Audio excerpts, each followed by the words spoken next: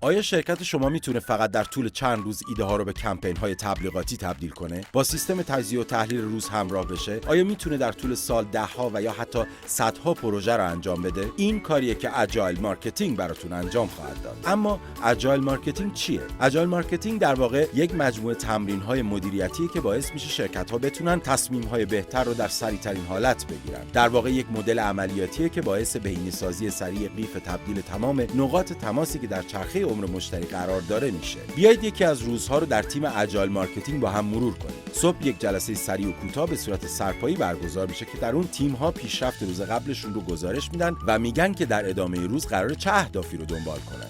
اسکرام مستر، مدیر پروژه، کسیه که فرضیه ها رو مطرح میکنه، فرصت های احتمالی رو مدیریت، منابع ضروری رو شناسایی و اسپرینت یا بازه های زمانی رو مدیریت میکنه. این چک کردن به مدیر این اجازه رو میده که پیشرفت پروژه رو ارزیابی، موانع رو برطرف و به اصطلاح نبض تیم رو بررسی کنه. زمانی که مسائل و ایرادها شناسایی بشه، گروه دور هم جمع میشن که اونها رو حل کرده تا به مسیرشون ادامه بدن. بعد از ظهر افراد اصلی گروه مجددا دور هم جمع میشن تا پیشرفتشون در طول روز رو هم با هم مرور کنن و برای ادامه روز فیدبک و ایده بگیرن. منابع حقوقی و آیتی هم در ادامه بریف میشن تا در سریعترین حالت ممکن به نیازهای احتمالی پاسخ بدن. در انتهای روز یک جلسه دیبریف هم برگزار میشه تا پیشرفت همون روز مرور بشه و تیم ها برای جلسه صبح روز بعد آماده باشن. این پروسه هر روز انجام میشه.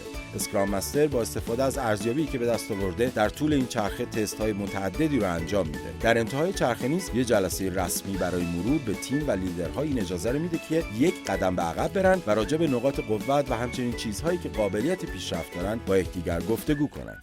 در همین راستا اجایل مارکتینگ به طور میانگین دارای بالاترین مزیت رقابتی نیز هست. راستی شما چقدر اجایل هستین؟